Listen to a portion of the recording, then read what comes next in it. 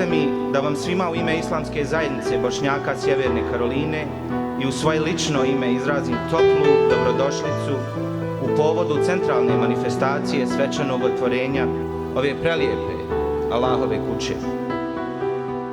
Samo za džamije Allah Đelešanu kaže da su to njegove kuće, iako je sve njegovo i na nebesima i na zemlji.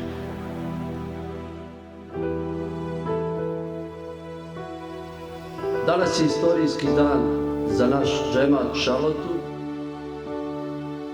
Ovo je prilika da se zahvalim svima onima koji su makoliko pomogli izgradnju ove džamije. Želim da ovaj trenutak, ovaj 24. oktobar 2015. godine, ovaj 11. Muharrem 1437. godine,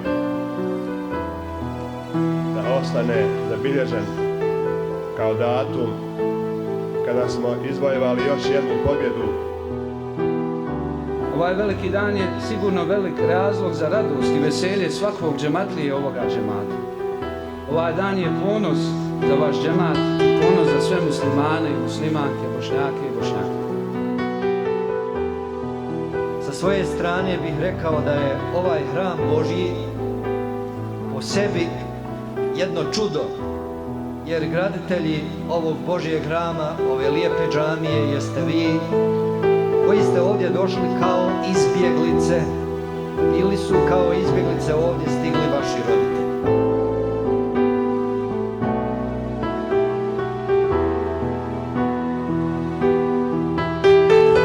Onaj čovjek, osoba ili osoba koja daje najviše novca će imati priliku da otključa džamiju i uđe prva u džamiju.